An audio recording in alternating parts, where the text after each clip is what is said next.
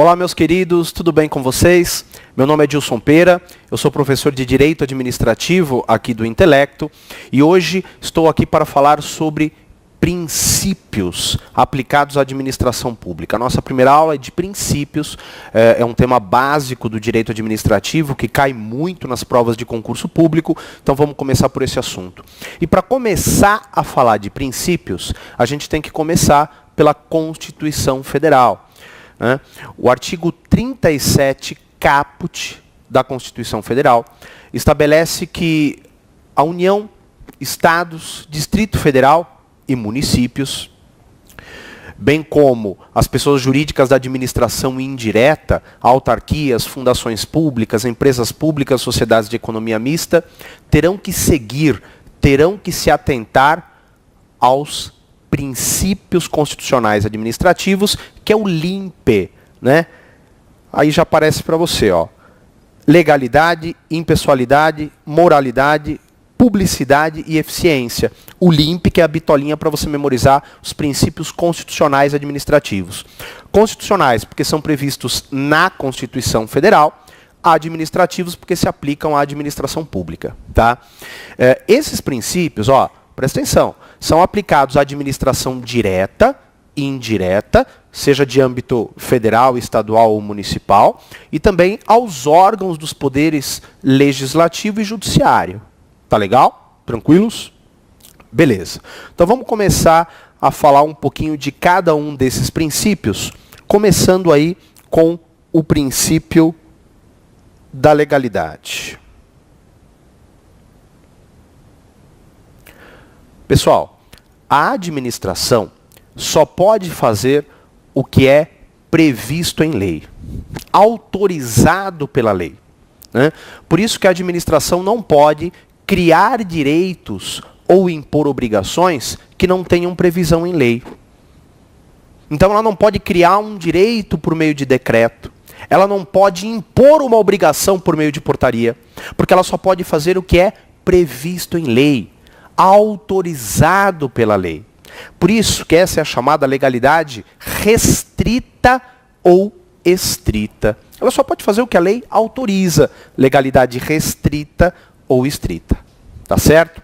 Então toma cuidado, porque às vezes a questãozinha da sua prova pode dizer lá que a administração aplicou uma penalidade ao servidor público e aquela penalidade estava prevista em decreto. Não, tá errado. A penalidade tem que estar prevista em lei, tem que estar prevista no Estatuto do Servidor. Se está prevista em decreto, então aquela penalidade é ilegal, não pode ser aplicada. Tá certo? Porque a administração não pode criar direitos ou impor obrigações que não tenham previsão em lei. Beleza? Então o princípio da legalidade aplicado à administração é a legalidade restrita ou estrita. Toma cuidado. Pelo seguinte, o princípio da legalidade aplicado ao particular é diferente. Isso porque o particular, ele pode fazer o que quiser, desde que a lei não proíba. Por isso, é a chamada legalidade extensiva. Tá?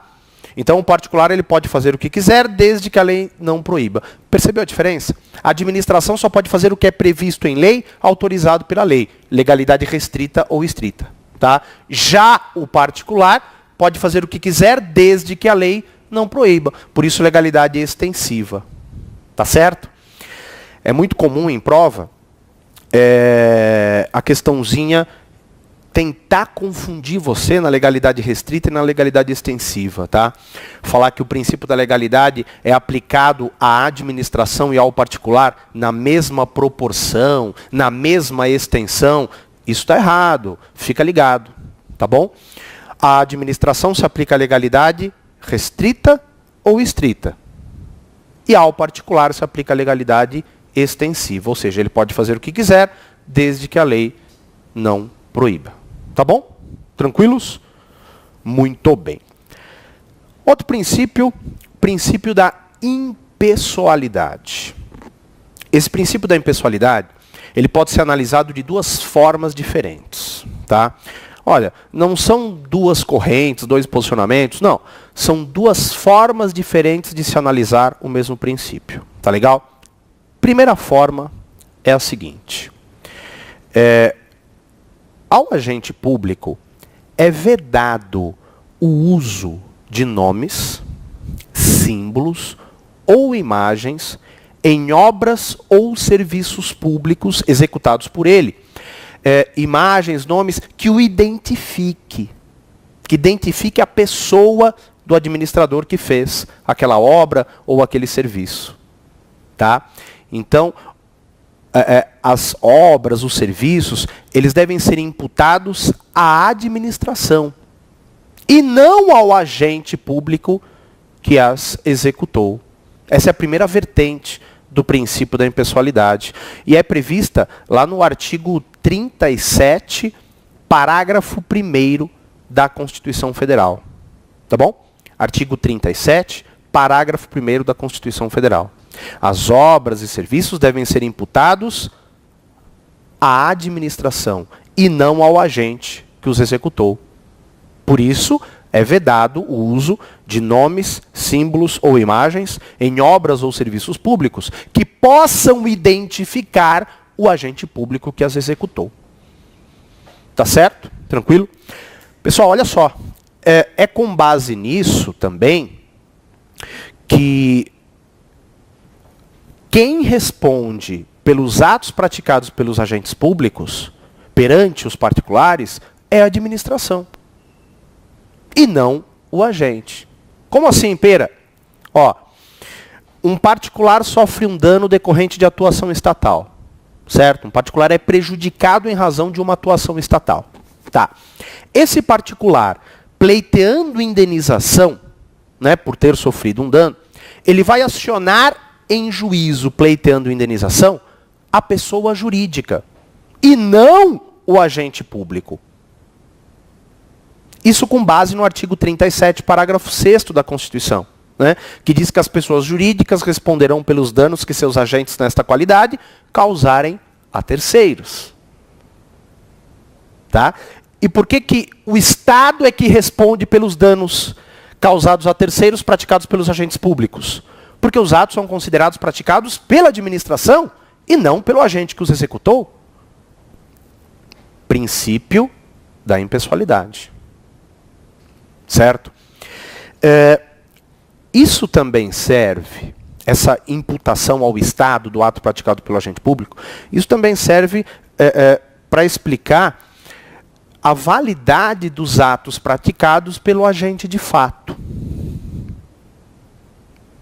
Quem é o agente de fato?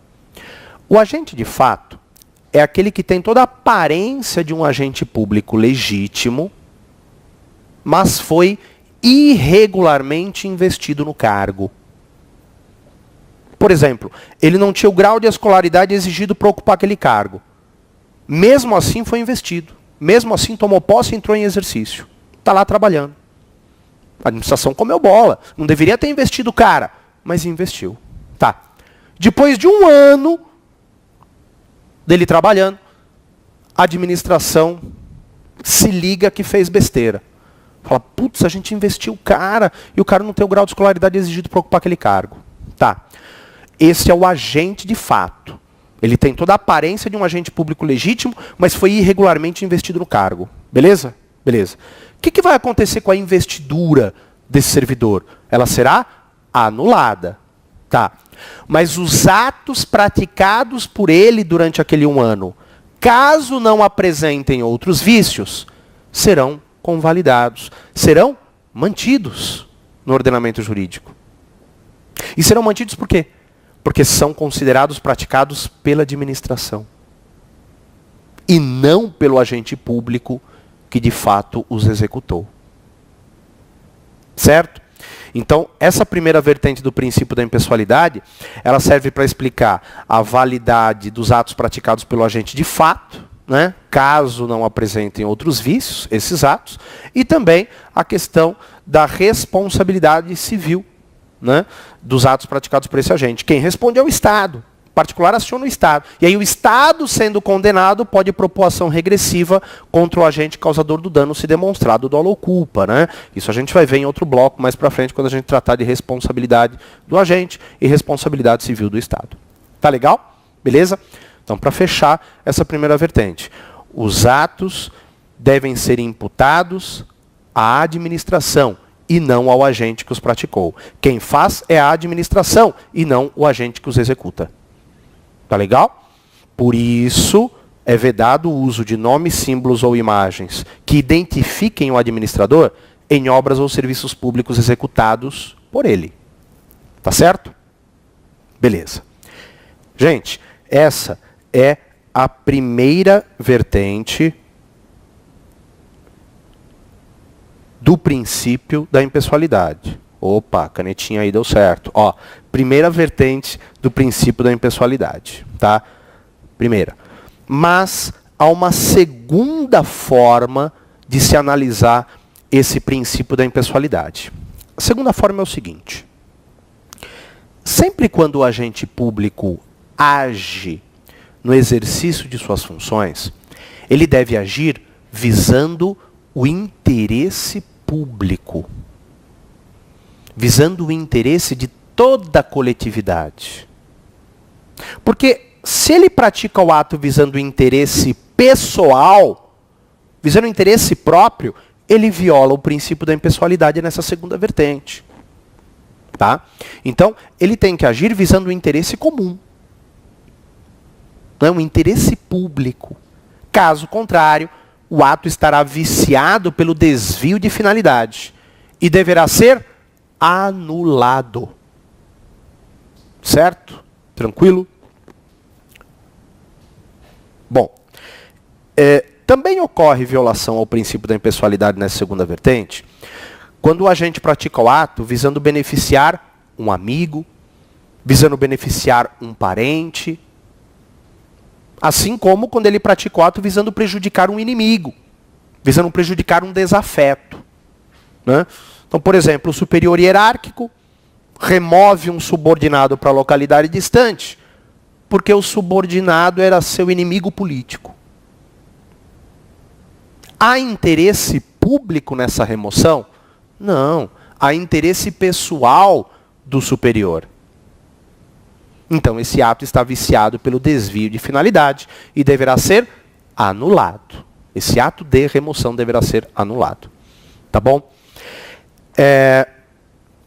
A satisfação do interesse público é sempre a finalidade dos atos administrativos, né? Por isso que quando o agente pratica um ato visando interesse diverso, que não o interesse público, a atuação estará viciada pelo desvio de finalidade e deve ser anulada. O princípio da impessoalidade, nesta segunda vertente, equivale ao chamado princípio da finalidade. Princípio da finalidade. Tá? Já que a finalidade é a satisfação do interesse público. A finalidade de todo ato administrativo é a satisfação do interesse público. Tá bom? Só para fechar. É elaborado um edital de licitação pelo agente competente. E aí se exige nesse edital determinada documentação, uma documentação específica, que apenas um licitante a possui. E esse licitante é o cunhado do administrador público. Ora, o administrador público intencionalmente exigiu essa documentação, sabendo que apenas o seu cunhado iria apresentar, para inabilitar os demais licitantes. Ou seja, uma licitação dirigida, é uma licitação fraudulenta, é uma licitação praticada com o objetivo de favorecer um licitante em detrimento dos demais. Ora, então ele age, o agente público, visando outro fim que não o interesse público. Portanto, essa atuação estará viciada pelo desvio de finalidade. Tá legal? Tranquilos? Beleza. Uma vez o ato estando viciado pelo desvio de finalidade, é passível à sua anulação, que tanto pode ser pela própria administração como pelo Poder Judiciário. Tá certo? Tranquilos? Muito bem. Seguindo, então, princípio da moralidade administrativa. Princípio da moralidade administrativa. Bom, seguinte. O que é moral? Moral é um conceito aberto. É um conceito subjetivo. Porque nem sempre o que é moral em uma região será em outra. Nem sempre o que é moral em determinada época terá sido em outra. Então, a moral, para ser definida, depende da análise, no caso concreto, de vários elementos, como cultura, lugar, clima, época, costumes. Mas eu posso estabelecer aqui com você um padrão, um chavão,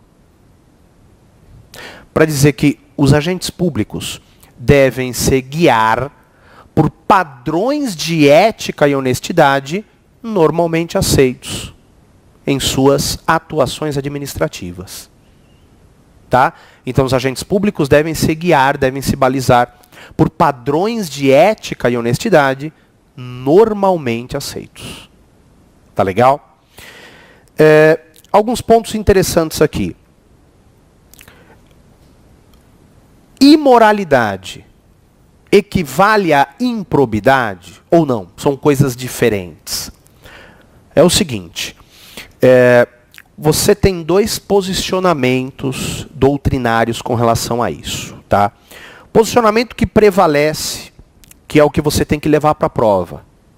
Posicionamento que prevalece é o seguinte, a moralidade é o princípio previsto lá no artigo 37 caput da Constituição. A improbidade é a lesão a esse princípio. Então, todo ato de improbidade é um ato imoral. Esse é o posicionamento que prevalece. Seguido pelo professor José dos Santos Carvalho Filho, Maria Silva Zanella de Pietro. Tranquilo. Moralidade é o princípio. Tá. Quando eu pratico o ato de improbidade, automaticamente eu afronto esse princípio.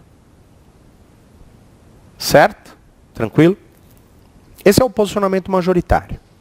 Mas há quem entenda o seguinte.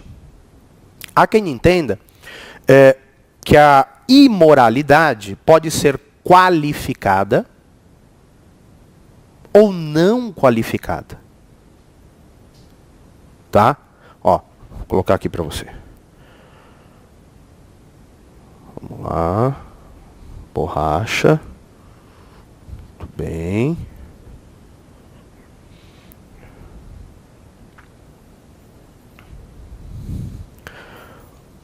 Então, há quem entenda que a moralidade pode ser qualificada, certo? Ou não qualificada. Tá. A moralidade qualificada seriam aquelas hipóteses que foram positivadas no ordenamento jurídico, que a lei expressamente estabeleceu como sendo imorais, que são os casos de improbidade administrativa, previstos lá no artigo 9º, 10 e 11 da Lei 8429/92, que é a Lei de Improbidade Administrativa. Ó, artigos 9º, 10 e 11 da Lei 8429/92. É uma imoralidade qualificada. Ou seja, a imoralidade e moralidade qualificada, colocar o I aqui na frente, ó. Imoralidade qualificada equivale aos atos de improbidade administrativa. Certo? Porque a lei qualificou. Eu tenho positivado lá na lei quais são esses atos de imoralidade. Então, uma imoralidade qualificada. Agora, existiria também a imoralidade não qualificada, que seriam atos imorais, mas que não têm uma positivação em nosso ordenamento jurídico. Né? Eles não são previstos expressamente em lei, mas seriam igualmente imorais. Então, nessa ótica, nessa linha, a imoralidade é mais abrangente que a improbidade, né? Porque aí necessariamente um ato de improbidade é imoral, mas nem todo ato que é imoral seria um ato de improbidade.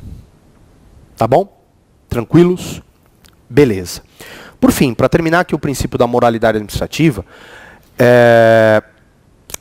dá uma olhada na súmula vinculante número 13 do STF. Tá? Súmula vinculante número 13 do STF veda o nepotismo, que é a contratação de parentes, em linha reta ou colateral até o 3º grau, para ocupar cargos comissionados ou funções de confiança. Certo? Então, a súmula vinculante número 13 veda o nepotismo. O que é o nepotismo? A contratação de parentes em linha reta ou colateral até o 3º grau para ocupar cargos comissionados, que são os cargos de confiança. E por que eu estou falando isso agora? Porque essa vedação está em completa conformidade com o princípio da moralidade administrativa. Tranquilo? Tá certo? Muito bem. Como estou com o tempo? Posso seguir? Pode? Beleza. Então vamos lá. Princípio da publicidade. Princípio da publicidade. Gente, pelo princípio da publicidade, os atos praticados pela administração devem ser públicos. Simples assim. Pelo princípio da publicidade, os atos praticados pela administração devem ser públicos. Não só em razão da transparência da atuação administrativa, mas também para viabilizar o controle de tais atos. Tá? Então, o princípio da publicidade, ele se presta a dar mais informação, né, mais transparência das atuações da administração pública aos particulares, tá? E também para viabilizar o controle de tais atos. Agora, 2 pontos são importantes aqui quando se fala no princípio da publicidade. 2 pontos. Primeiro é o seguinte: todo ato administrativo deve ser público? Ou existem atos sigilosos? Esse é o primeiro ponto. Segundo ponto. Um ato para ser público deve ser publicado em diário oficial? Ou é possível que eu tenha um ato que não tenha sido publicado em diário oficial e atende ao princípio da publicidade? Todo ato para ser público deve ser publicado em diário oficial? Sim ou não? Olha, primeira coisa. Toma muito cuidado com essas expressões todos, sempre, nunca, jamais. Cuidado. Está fazendo questão teste. Visualizou uma palavrinha dessa? É um indício de pegadinha. Fica esperto, fica atento. Na hora da prova, grifa essa expressão, circula, faz algo para te chamar a atenção. Porque é um indício de pegadinha. Ó, se eu falo assim, todos os atos, e aí já respondo a nossa primeira questãozinha, né, que eu coloquei. Todos os atos devem ser públicos em razão do princípio da publicidade. Ponto. Tá errado. Por conta do todos. Tá? Gente, a regra geral é que os atos administrativos sejam públicos. Essa é a regra geral. Mas também existem atos sigilosos, como, por exemplo, aqueles relacionados à segurança nacional. Atos que sejam objeto de inquérito policial. Ato que fira a honra ou a imagem de alguém. Então, estes atos serão sigilosos. Então, toma cuidado. Todo ato deve ser público? Não. Essa é a regra geral. Também existem atos sigilosos. Tá certo? Então, essa é a primeira questão. A regra geral é que os atos administrativos são públicos, em razão do princípio da publicidade, mas também existem atos sigilosos. Certo? Essa foi a primeira questãozinha que eu coloquei para você. E a segunda? Um ato administrativo, para ser público, deve ser publicado em diário oficial? Não necessariamente. É possível que eu tenha um ato público que respeite o princípio da publicidade, mas que não tenha sido publicado em diário oficial. Tá?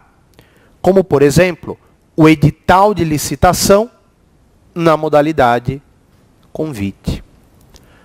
O edital de licitação na modalidade convite, ele deve ser público, mas não precisa ser publicado.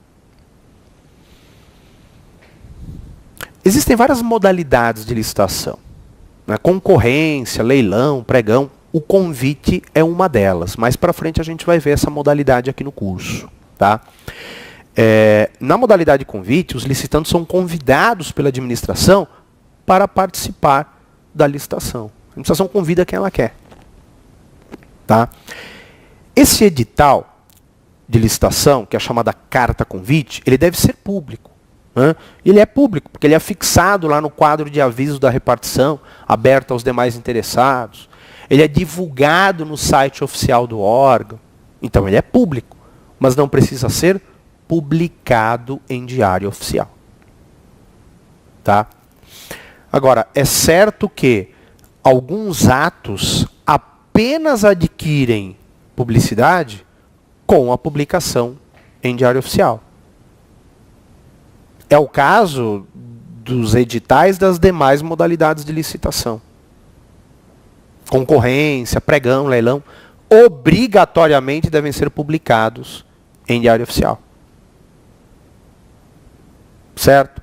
Os atos normativos, decretos, portarias, resoluções, instruções, devem ser publicados em diário oficial. Só assim adquirem publicidade. Tá? O que eu não posso é dizer que todo ato para ser público deve ser publicado em diário oficial. Tá certo? Tranquilo? Muito bem. Por fim, princípio da eficiência, para a gente terminar os princípios constitucionais administrativos. Pessoal, é o seguinte, esse princípio da eficiência, primeira coisa que é importante a gente lembrar, deixa eu apagar aqui, esse princípio, ele foi inserido pela emenda constitucional número 19/98. E ele foi inserido aonde, Pera? Ele foi inserido no artigo 37 caput da Constituição Federal. Então, até 98 você tinha legalidade, impessoalidade, moralidade e publicidade. Em 98 foi inserido o princípio da eficiência. Certo? Então o princípio da eficiência foi introduzido no caput do artigo 37 da CF pela emenda constitucional número 19/98. Estabelece que a administração deve agir de forma célere, de forma organizada, com qualidade. É isso que estabelece o princípio de eficiência. A administração deve agir de forma célere, organizada e com qualidade, prestando um serviço com mais eficiência e com menos custo para ela. Isso é o ideal. Né? Isso é um mundo fantasioso do direito administrativo. Beleza? Tá? Claro que a gente consegue visualizar algumas atuações do poder público visando atender aí ao princípio da eficiência. Né? Por exemplo, a criação das agências executivas, a criação das agências reguladoras, visam a satisfação desse princípio, né? Da eficiência. Porque o que é uma agência executiva? Como o Inmetro, por exemplo. É uma denominação que é dada a uma autarquia ou fundação que celebre contrato de gestão com o órgão da administração direta que se acha vinculada. Para quê? Para melhoria da eficiência e redução de custos. Então ela vai ter metas, ela vai ter objetivos a serem alcançados. Tá certo? Tranquilo? Beleza? Agência reguladora é semelhante também. Tá? Agência reguladora é uma autarquia em regime especial que ela é criada com o objetivo de fiscalizar e regular a prestação de serviços públicos, via de regra. Né? Então a Anatel, por exemplo, Agência Nacional de Telecomunicações, fiscaliza os serviços prestados por empresas concessionárias de telecomunicações. ANEEL, Agência Nacional de Energia Elétrica, fiscaliza os serviços prestados por concessionárias que prestam serviço de energia elétrica. E essa fiscalização é para quê? Para que o serviço seja prestado com mais qualidade. Ok? Tá certo? Muito bem. Bom, claro que a violação a qualquer um desses princípios gera uma inconstitucionalidade, porque são previstos, estão expressamente previstos no caput do artigo 37 da Constituição Federal. Tá certo? Tranquilos? Beleza. Pessoal, então eu encerro esse bloco aqui. Muito obrigado e até o nosso próximo bloco. Continuando a falar de princípios, hein? Tchau, tchau. Valeu.